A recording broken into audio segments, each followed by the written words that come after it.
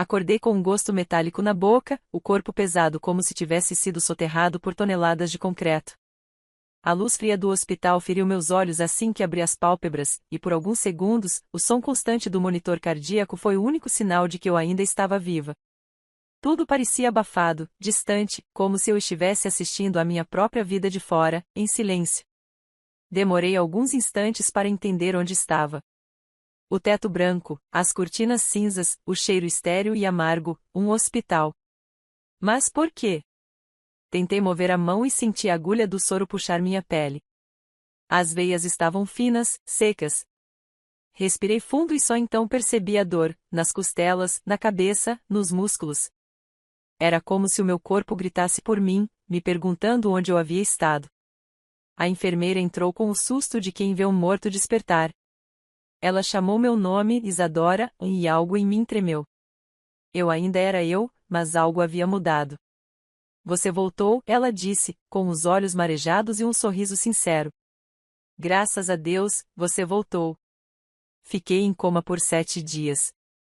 7 malditos dias. 7 dias em que ninguém me visitou. A enfermeira hesitou quando perguntei sobre minha família. Eu notei. O silêncio dela foi mais revelador do que qualquer palavra. Ela desviou o olhar e disse que me deixaria descansar, mas eu já sabia. Eles não estiveram aqui. Nenhum deles. Nenhuma ligação. Nenhuma mensagem. Assim que pude mexer o braço direito, estiquei a mão até o criado mudo. Meu celular estava ali, carregando. A tela estava repleta de notificações e nenhuma era deles. Nenhuma. Com os dedos trêmulos, digitei o nome do meu marido na barra de busca do Instagram. Perfil bloqueado. Franzi o senho. Estranho. Tentei o da minha irmã, Camila. Público. Sempre foi. Ela adorava se exibir. Mas naquele momento, o que vi fez meu estômago se revirar. Camila havia criado um segundo perfil. Um perfil secreto. E ela era burra o suficiente para deixá-lo visível com outro nome, Cami Crips. Abri a página. E ali estava. Minha irmã. Meu marido. Meus pais. Todos. Em um cruzeiro de luxo pelas Bahamas. Camila exibia sua taça de champanhe, seu biquíni novo, as festas temáticas a bordo, os jantares com lagosta e a piscina de borda infinita. Em uma das fotos, ela segurava uma plaquinha escrita, reais 20 mil bem gastos, com um emoji piscando. Em outra, meus pais brindavam com Camila e o meu marido ao fundo. Todos bronzeados. Todos sorrindo. Todos, sem mim.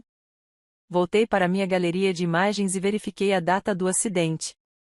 Era o mesmo dia em que eles embarcaram. Exatamente o mesmo. O impacto disso foi mais violento do que o próprio carro que me jogou contra o poste. Não era apenas a dor física. Era o abandono. O descaso.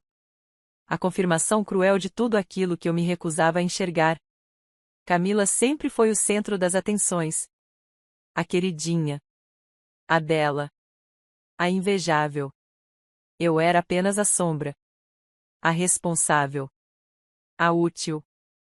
Meu marido, Bruno, sempre defendeu que eu era muito emocional quando dizia que me sentia preterida. Agora, eu sabia a verdade. Não era emoção. Era exclusão. Respirei fundo, tentando conter a náusea. Liguei para ele. Eu precisava ouvir com minha própria voz o que ele teria coragem de dizer. Oi, amor, ele atendeu, com a voz apressada e abafada pelo som de música ao fundo. Onde você está? Perguntei, e minha voz soou firme, apesar do nó na garganta. Ele hesitou por meio segundo, apenas o bastante para que eu soubesse que iria mentir. Viagem de negócios, respondeu. Fechei os olhos. Sorri. Não porque achei graça.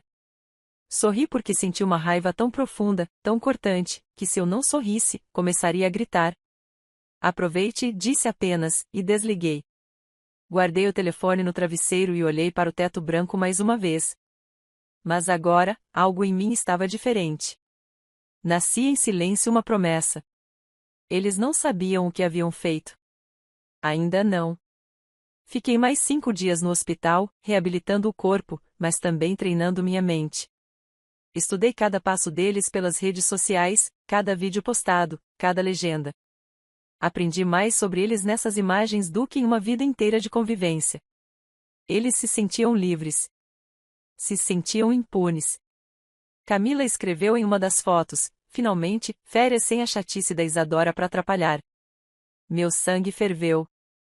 E pela primeira vez, não chorei. Decidi que eles voltariam de viagem para um mundo onde eu não seria mais sombra. Eu seria tempestade. No dia da minha alta, me levantei sozinha. Recusei ajuda. A enfermeira me abraçou, e agradeci. A única pessoa que havia se importado comigo naqueles dias havia sido uma estranha.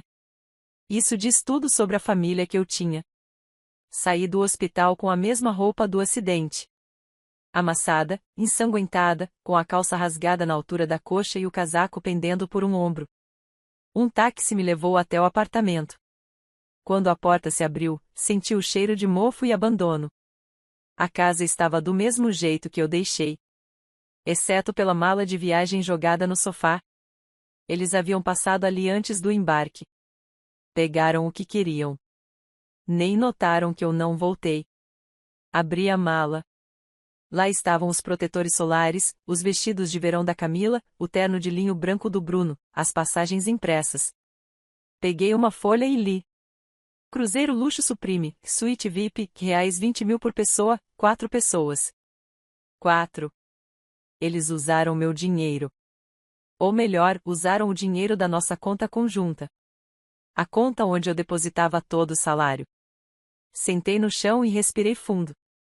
Cada detalhe importava. Cada traição merecia resposta. E eu responderia com silêncio. Com planejamento. Com precisão. Peguei o notebook, acessei os aplicativos do banco e baixei cada fatura, cada extrato, cada comprovante de gasto.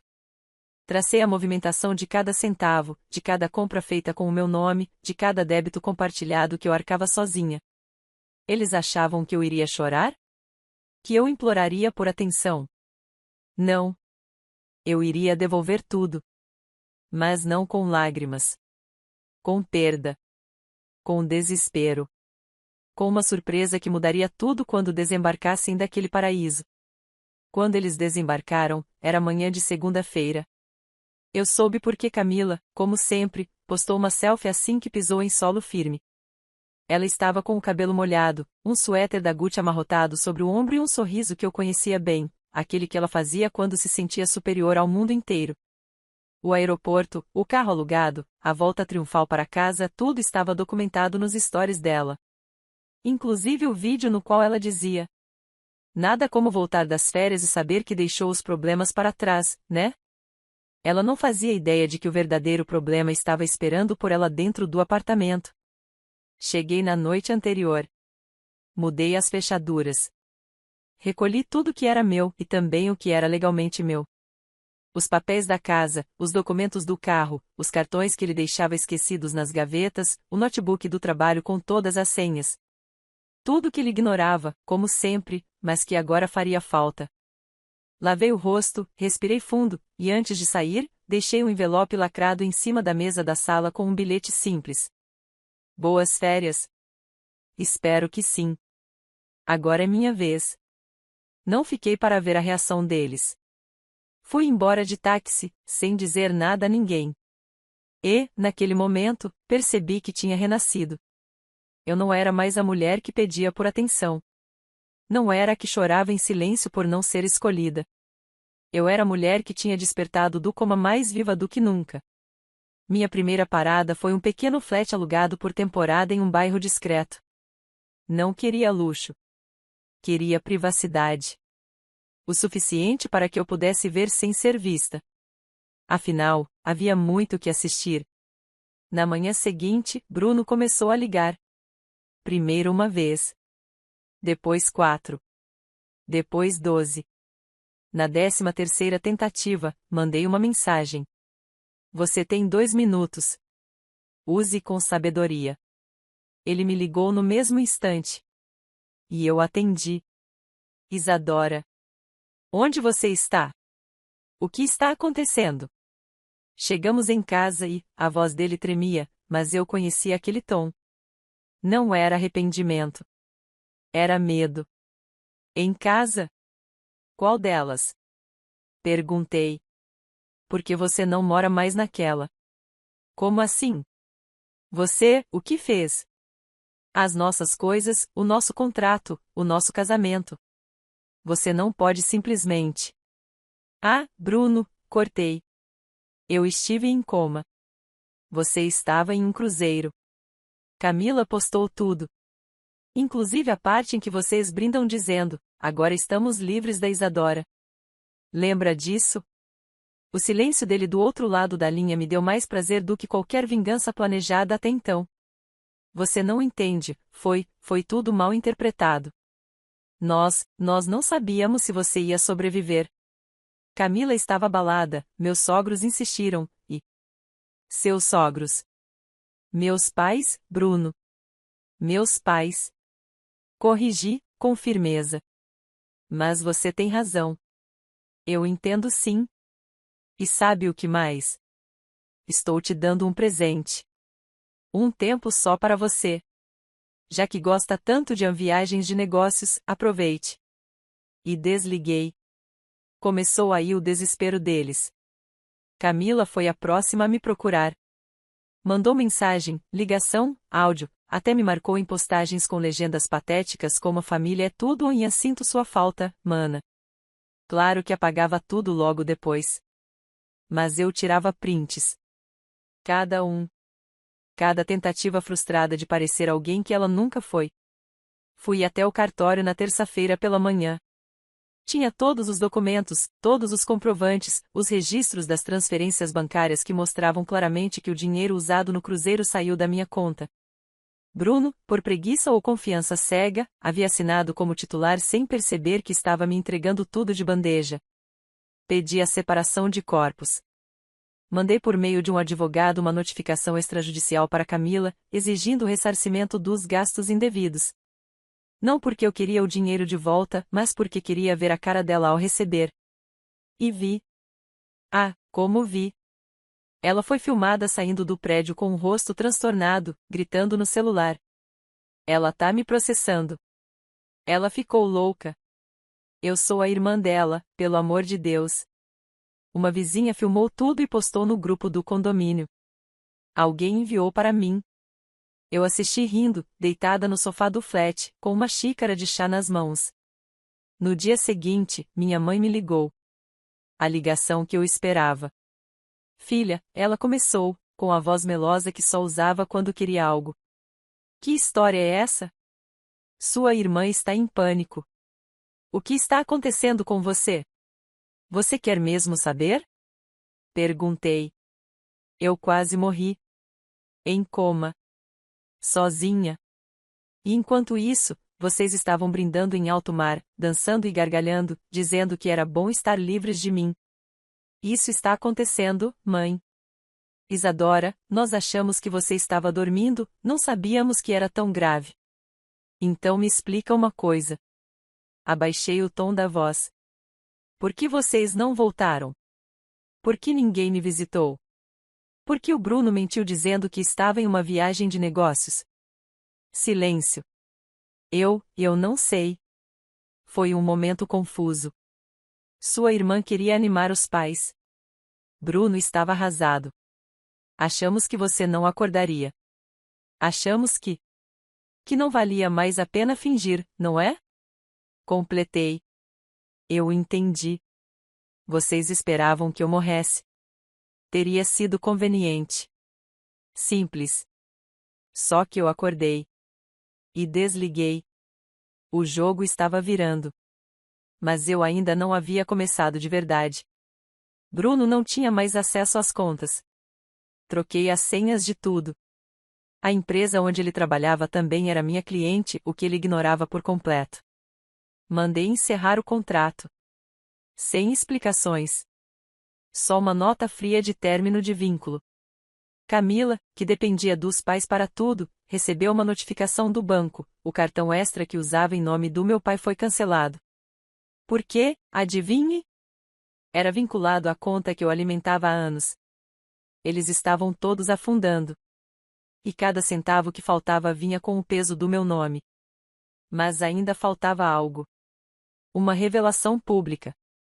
Uma cena. A humilhação. Esperei o momento certo. Camila anunciou, com toda a sua petulância, uma festa de reencontro com os melhores momentos do cruzeiro. Mandou o convite aberto no Instagram. Lista de convidados, lugar chique, música ao vivo. Eu fui. Disfarçada. Cabelo preso. Óculos escuros. Um vestido simples. Fiquei no fundo do salão, observando. Bruno estava lá, com o rosto abatido. Me procurava entre os convidados. Camila desfilava de um lado para o outro como se fosse uma celebridade de reality show. Meus pais, orgulhosos, sorriam como se nada tivesse acontecido. Esperei o momento da projeção. Vídeos do cruzeiro. Fotos. Risadas. Brindes. E então, na tela, entrou a montagem que eu preparei. Imagens minhas na cama do hospital. A data. O laudo médico. Os registros do coma. E logo em seguida, os extratos bancários, os comprovantes de transferência, os valores gastos. No canto da tela, uma legenda em vermelho. Enquanto eu quase morria, eles celebravam a minha ausência. O salão mergulhou em silêncio. A música parou. Os convidados se entreolhavam. Uma mulher sussurrou: "Isso é real?" Outra respondeu: "É ela. É a Isadora."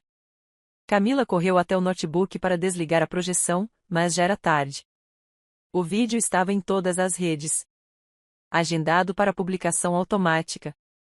Programado com antecedência. E o que veio depois foi o início do colapso. Eu voltei para o flat em silêncio naquela noite. Tirei o vestido com calma, pendurei-o no encosto da cadeira e caminhei descalça até a varanda. O céu estava limpo, e o mundo, irônico, parecia em paz. Mas em mim ainda existia ruído, não o tipo que se ouve, mas aquele que pulsa sob a pele. A projeção pública tinha surtido o efeito desejado. Camila perdeu dezenas de seguidores naquela noite. Algumas marcas com as quais ela fazia parcerias retiraram os contratos imediatamente. Pessoas começaram a comentar nas fotos: "Essa é sua irmã no hospital? Você foi capaz disso? Como consegue dormir à noite?" Os pais, que antes desfilavam nos eventos sociais como se estivessem acima de qualquer mortal, agora recebiam olhares atravessados na rua, cochichos no mercado, convites cancelados para jantares. E Bruno, Bruno havia sumido. O último áudio que ele me mandou foi de voz embargada, um tom que misturava raiva e desespero. "Isadora, você destruiu tudo. Tudo. Você acha mesmo que isso vai te dar paz? Você vai acabar sozinha." Apaguei o áudio sem responder. A diferença entre nós é que eu já estive sozinha. E sobrevivi. Eles só sabiam sobreviver em bando, sugando a energia dos outros. Comecei então a etapa seguinte. A reconstrução. Mas não para mostrar força a eles, para me lembrar da minha. Procurei um psicólogo. Comecei terapia 2 vezes por semana. Encarei a verdade de frente. Por anos, fui condicionada a servir, a ceder, a acreditar que meu valor estava em ser útil, nunca em ser amada. Minha família sempre me alimentou como quem engorda um animal para o abate, elogios rasos, promessas falsas e cobranças abusivas disfarçadas de preocupação. Na terapia, revisitei memórias antigas. Me lembrei do dia em que Camila quebrou meu celular por ciúmes e meus pais disseram: "Ela é mais nova, você tem que entender." Do Natal em que comprei presentes para todos com meu primeiro salário, e recebi de volta uma caneta promocional. Da vez em que Bruno me traiu na festa da empresa e disse que eu interpretava demais as coisas. Por que eu continuei? Porque acreditava que amor era aquilo, sacrifício unilateral. Mas agora, ali naquela varanda, eu era outra. Alguém que não implorava mais para caber nos espaços dos outros. Eu era a arquiteta do meu próprio espaço. Decidi, então, voltar ao trabalho. Como arquiteta e urbanista, sempre fui excelente no que fazia, mas por anos, Camila dizia que minha profissão era chata e coisa de gente quadrada. Ela falava isso enquanto vivia com o aluguel pago por mim. Mas agora, não mais. Fui até um antigo cliente que havia insistido para eu assumir um projeto de um centro cultural no interior. Antes, recusei porque Bruno não queria que eu passasse tempo fora. Agora, eu queria distância. E silêncio. Aceitei. Arrumei minhas malas. Desliguei o telefone. E nos dias seguintes, algo começou a acontecer, eu comecei a sorrir de verdade. Entre barro, esquadrias e plantas arquitetônicas, encontrei espaço para respirar. Conheci pessoas que não sabiam nada sobre mim e, pela primeira vez, não me definiam pelos erros dos outros. Foi nesse novo ciclo que conheci Júlia. Ela era engenheira estrutural, responsável pela execução das fundações. Tinha um olhar firme, uma fala direta e uma risada que fazia as paredes vibrarem. Você é nova aqui, né? Perguntou, limpando a poeira das mãos com a barra da calça. Nova e fugida, respondi. De quê? Da vida errada. Ela riu, sem fazer perguntas demais. Apenas aceitou a resposta. Com o tempo, nos tornamos próximas. E um dia, no fim de um expediente cansativo, ela me disse: Você sabia que tem gente te procurando? Parei de mastigar. Como assim? Um cara veio aqui. Alto, meio careca, olhos pequenos. Disse que era seu marido. Tentou me convencer a passar seu endereço. Bruno. O que você disse? Que você morreu. Arregalei os olhos. Ela riu. Brincadeira. Mas só deixei claro que se ele voltasse, chamaria a polícia. Abracei Júlia. E naquela noite, pela primeira vez, chorei sem sentir vergonha. Não de tristeza, de alívio. Eu estava segura. E estava sendo defendida. Enquanto isso, a notícia do escândalo familiar se espalhava como rastilho de pólvora. Os grupos de vizinhos começaram a compartilhar as imagens. Sites locais postaram a história não com meu nome, mas com detalhes suficientes para que todos soubessem. Mulher acorda do coma e descobre traição da irmã e abandono da família. Camila tentou responder nos comentários, mas cada tentativa só a enterrava mais. Bruno foi demitido do trabalho. Alguém enviou o vídeo da festa à diretoria. A imagem dele rindo no cruzeiro enquanto a esposa estava hospitalizada não combinava bem com os valores da empresa. Minhas tias pararam de seguir minha mãe nas redes sociais. Minhas primas apagaram fotos com Camila. A muralha desmoronava.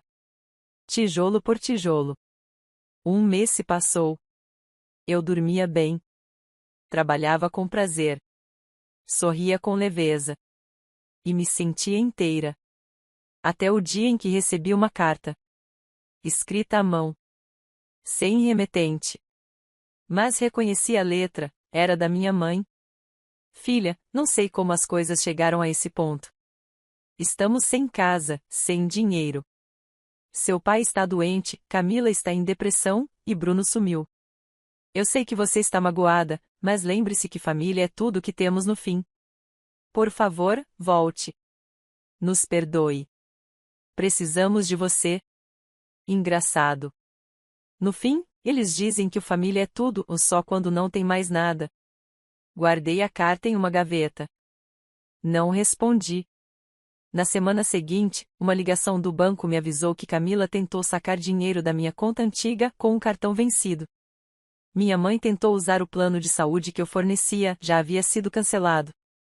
E meu pai ligou para um advogado para saber se tinha direito à parte do apartamento em que eu vivia com Bruno. A resposta? Não. Porque o imóvel estava registrado só no meu nome. Eles estavam cercados. E eu, protegida. Mas ainda faltava uma coisa. Uma visita. Voltei à cidade depois de 3 meses. Fui até o antigo prédio onde morávamos. O porteiro me reconheceu e sorriu. Dona Isadora, achei que tinha sumido. Quase, respondi. Camila estava sentada na escadaria, com os cabelos presos em um coque mal feito, olheiras profundas e o celular quebrado nas mãos. Quando me viu, levantou num salto. Isadora. Você voltou. Olhei para ela sem pressa. Eu vim buscar o que faltava. Peguei da minha bolsa uma caixa com alguns pertences antigos, álbuns de fotos, um livro com dedicatória do meu avô e uma caixinha de joias da minha avó. Posso entrar? Ela hesitou. A gente tá sem luz. E sem água. A mamãe? Já sei. Respondi. E não estou aqui para ouvir desculpas. Estou aqui para deixar claro, não vou voltar. Nunca mais. Ela desabou. Por favor, nós erramos, eu sei. Mas a gente era família. Não. Corrigi. Eu era família. Vocês eram a plateia. E agora, o espetáculo acabou. Virei as costas e fui embora. Sem pressa. Sem dor. Sem saudade. A vingança já havia sido servida. O que restava agora era justiça. E silêncio. Voltei ao interior com uma leveza que nunca soube existir. Enquanto o carro atravessava as estradas estreitas entre árvores e campos, eu observava o céu se apagar devagar, num pôr do sol que me parecia íntimo, como se o universo estivesse em sintonia com o meu momento. Pela primeira vez em muito tempo, eu não estava fugindo. Estava escolhendo. A escolha de ir embora. A escolha de não atender. A escolha de não retornar. Foi Júlia quem me recebeu na porta do alojamento com uma garrafa de vinho barato e um sorriso largo. Sobreviveu? Ela perguntou, me entregando a taça. Sobrevivi, respondi. E, honestamente, pela primeira vez, estou viva de verdade. Sentamos na varanda, de pernas cruzadas, rindo das histórias do canteiro de obras, dos erros dos estagiários, do pedreiro que jurava que a planta estava errada e que, no fim, tinha lido o desenho de cabeça para baixo. Sabe o que me impressiona em você? Júlia disse, depois de um gole. O quê? Essa calma no caos. Te arrebentaram por dentro e por fora, mas você voltou inteira. Sorri. Não por modéstia. Mas porque sabia que não era verdade. Eu não voltei inteira. Eu renasci diferente. Eu não voltei e corrigi. Eu me construí outra. Aquela Isadora de antes, morreu no acidente. Ela sentiu, em silêncio. Nos dias que se seguiram, me dediquei ao trabalho com uma paixão que eu não lembrava mais como era. Dormia cedo. Acordava cedo. Andava descalça. Tomava café em silêncio. E sentia paz. Pela primeira vez, vi o mundo sem o filtro da culpa. Sem a necessidade de agradar. Sem o peso da comparação com Camila, sem a cobrança constante do Bruno, sem os olhares frios dos meus pais que, por décadas, me fizeram sentir que eu precisava merecer amor. Não precisava. Amor não se implora. Amor se oferece ou se retira. Em uma manhã, Júlia me entregou uma carta. Chegou para você no escritório, disse. E, não é da sua família. Abri com cuidado. Era da diretoria do projeto em que trabalhávamos. A carta informava que eu havia sido escolhida para assumir a coordenação geral da obra. Um reconhecimento pelo empenho, pela precisão técnica e pela postura ética. Fechei os olhos por um instante. Parabéns, chefe, Júlia disse, me abraçando de lado. E pela primeira vez na vida, o elogio fez sentido. Eu era reconhecida por quem eu era. Não pelo que eu suportava. Na mesma semana, fui chamada para dar uma palestra na universidade local. O tema? Arquitetura como resistência emocional. Eu ri quando li o convite. Não por desdém, mas porque, de fato, aquilo resumia tudo. Subi ao palco com as mãos suando. Mas bastou ver os olhos atentos dos alunos e das professoras para que minha voz encontrasse firmeza. A arquitetura, para mim, não é só desenho técnico, comecei. É escolha. Escolher o que sustenta. O que acolhe. O que se derruba. E o que se reconstrói. No fim, fui aplaudida de pé. E uma menina se aproximou, olhos marejados. Você falou o que eu precisava ouvir. Eu achava que era fraca por querer ir embora da minha casa. Segurei a mão dela.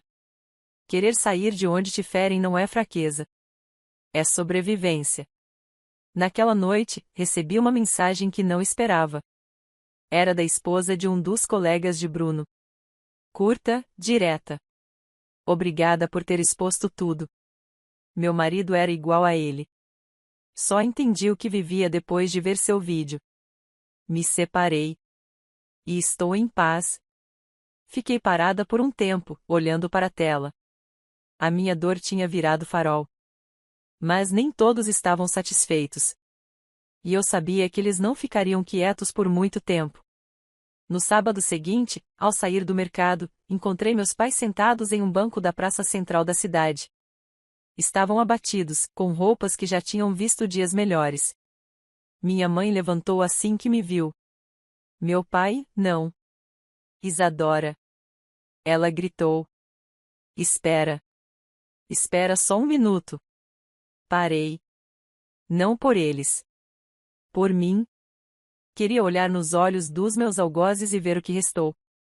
Ela caminhou até mim com os braços estendidos, como se o gesto de acolhimento que me negou por toda a vida agora pudesse se materializar.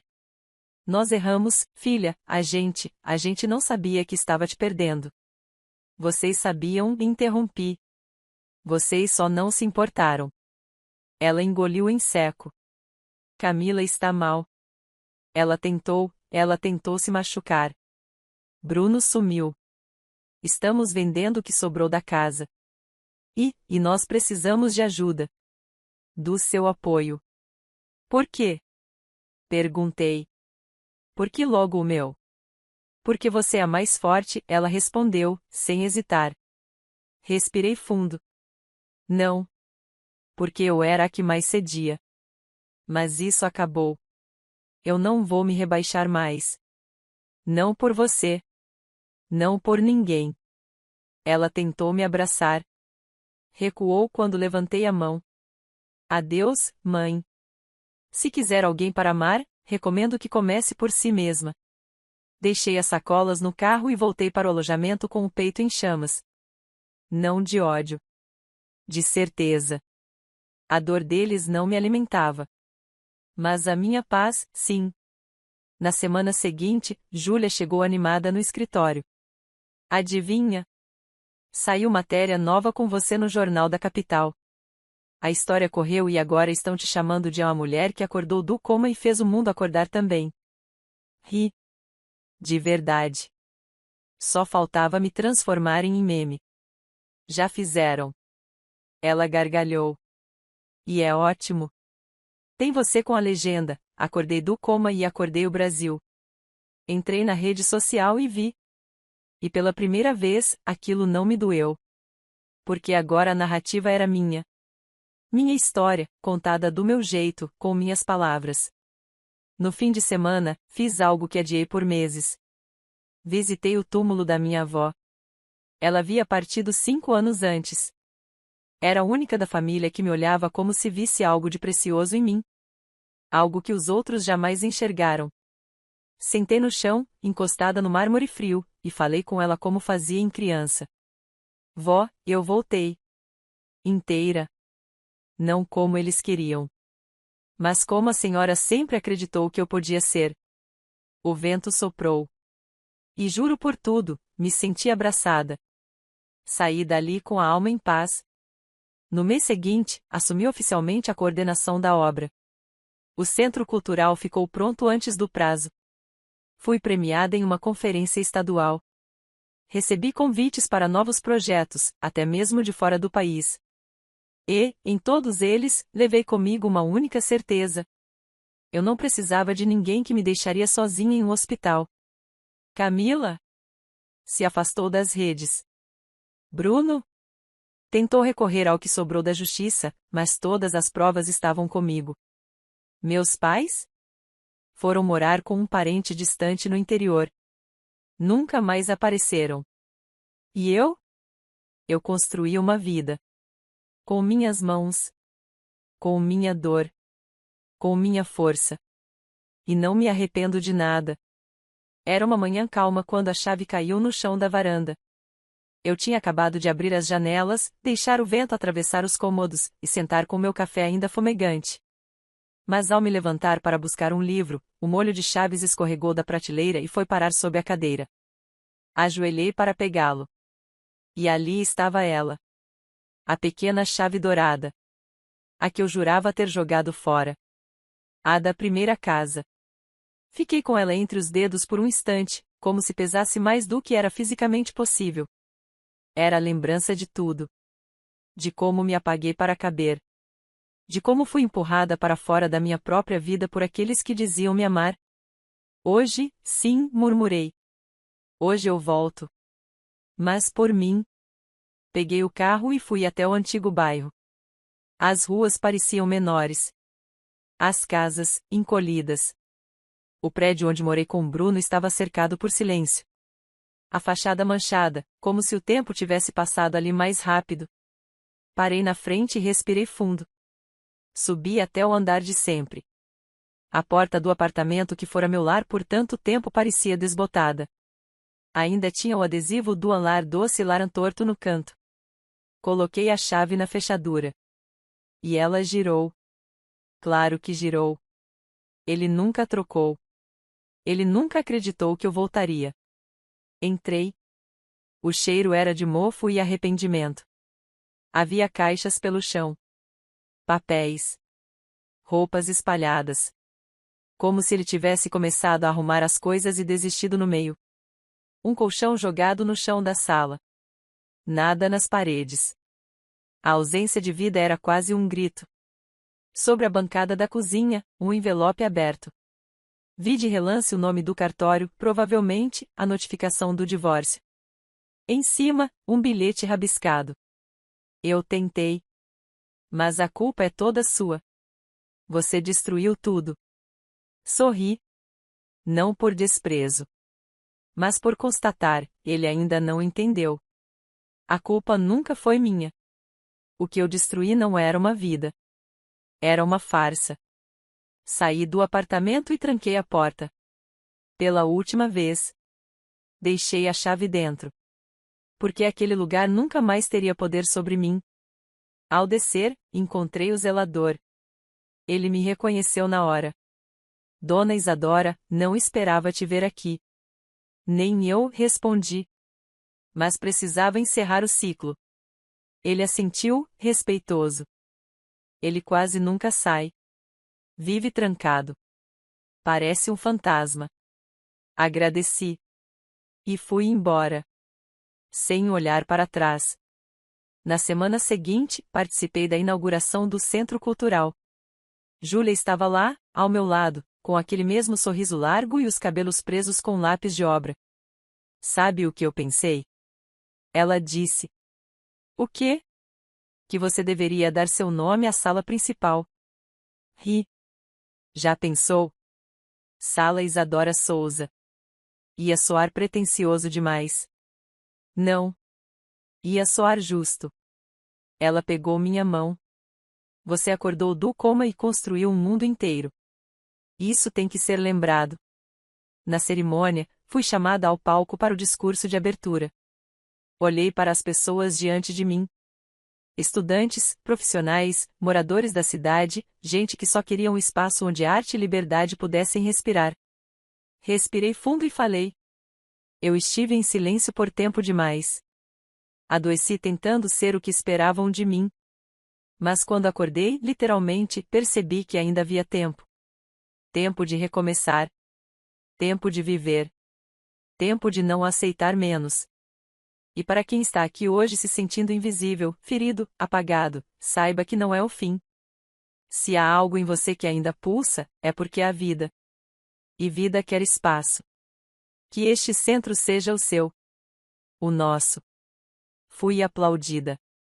Não por pena. Não por caridade. Mas porque aquelas palavras bateram em lugares profundos. Não só neles. Em mim também. Na semana seguinte, recebi um convite inesperado. Uma escola de jovens em situação de vulnerabilidade queria que eu desse uma oficina de reconstrução simbólica, uma proposta onde cada aluno desenharia um espaço que representasse o próprio recomeço. Aceitei. Foram dias intensos. Cada traço dos alunos era uma história. A menina que desenhou uma biblioteca sobre rodas, o garoto que projetou uma casa com portas para todos os lados, a adolescente que criou um prédio onde todos os cômodos eram salas de acolhimento. Em um canto da sala, uma menina tímida se aproximou de mim. Você era a moça do vídeo? Ela perguntou. Assenti. Ela tirou do bolso um desenho amassado. Fiz para você.